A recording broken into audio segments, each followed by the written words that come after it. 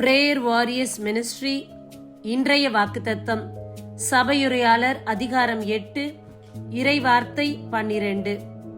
பாவி 100 முறை தீமை செய்து நெடுங்காலம் வாழ்ந்தாலும் கடவுளுக்கு அஞ்சி நடப்பவர்களே நலமுடன் வாழ்வார்கள் என்பதை நான் அறிவேன். இந்த நாளுக்கான வார்த்தை நமக்கு எதை தெளிவாக கூறுகின்றது? பாவிகள் நெடுங்காலம் வாழ்ந்தாலும் அவர்களுடைய வாழ்வு நலமுள்ள வாழ்வாக இருக்காது. ஆனால் ஆண்டவருக்கு அஞ்சி நடப்பவர்களுடைய வாழ்க்கை நலமுள்ளதாகவும் செழிப்புள்ளதாகவும் இருக்கும். அவர்களுடைய வாழ்க்கை மற்றவருக்கு எடுத்துக்காட்டாகவும் இப்படித்தான் நாம் வாழ வேண்டும் என்பதை வெளிப்படுத்தக்கூடியதாக இருக்கும்.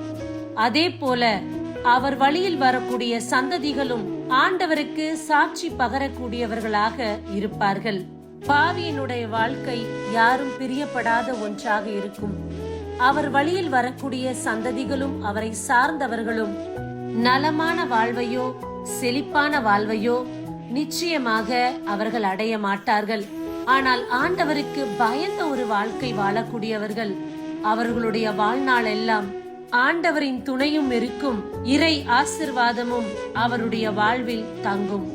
ஆண்டவருக்கு பயந்த ஒரு வாழ்க்கை வாழ்ந்து இறைவனின் தயவையும் ஆசிர்வாதத்தையும் பெறுவோம். ஆமேன். God bless you.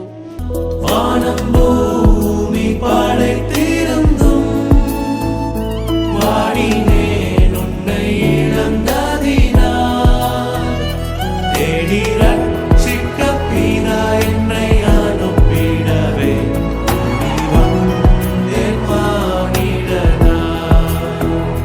தேடி ரட்சிக்க பிதா என்னை அனுப்பிடவே வந்தேன் மானிடனாய். என்னை நேசிக்கின்றாயா?